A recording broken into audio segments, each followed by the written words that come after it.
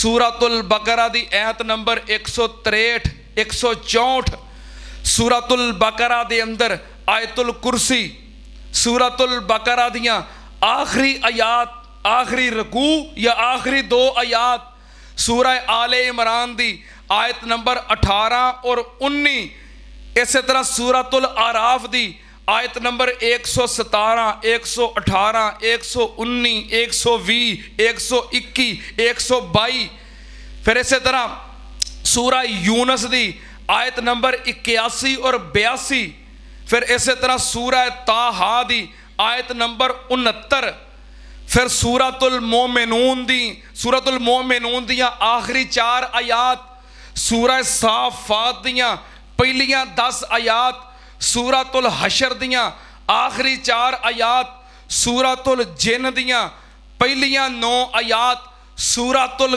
कलम दियाँ आखिरी 2 आयात, और सूरतुल अखलास मुकम्मल, सूरतुल फलक मुकम्मल, सूरतुल नास मुकम्मल। ये मुख्तलिफ जादू, शैतानी अमल, नजरे बद, ये दम का तरीका है। ये दम मैं नहीं आंदा पैसे दियो मौलवियों को जाओ, आप खुद करो।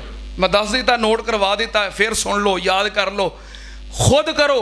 खुद नहीं कर सकते तो फिर किसी आलिम को दम करवाओ। आमिल भी वो होवे जड़ा आलिम होवे, आमिल वो होवे जड़ा आलिम होवे, आलिम को करवाओ। तो बाज़ दफ़ा इंसान दे अपने इलम दा और अमल दा भी असर हुंदा है। उस्ताजुल मुहद्दिसीन मुहद्दिसे ज़मां मुजताहिदुल असर मुफ्ती दुरां हज़रतुल अल्लाम हाफिज़ मुहम्मद गोंदलवी रहमतुल्लाह अलैह, उन्हां दे बारे मशहूर सी। कोई भी मरीज़ उन्हां को लैके आउंदे ना, उन्हां दा तरीकाकार सी उच्ची आवाज़ नाल दम करते सन। उन्हां सूरत फातिहा उच्ची आवाज़ नाल पढ़नी, फूंक मार देनी, आराम आ जाना।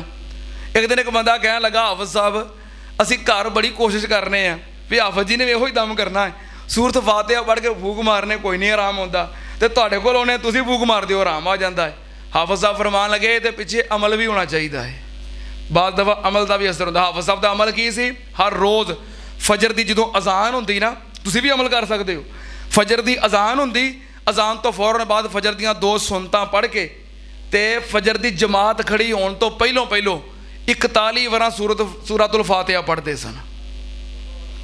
हाँ, ये उन्होंने अमल सी। यदि बरकत नाल कोई भी मरीज़ होंदा, एक बार फातिहा पढ़ के फूक मार दे तो आराम आ जाता। किसी का मरज सख्त होंदा तो उन्होंने 7 बार सूरत फातिहा पढ़ के दम करते सन, तो उन्होंने भी आराम आ जाता।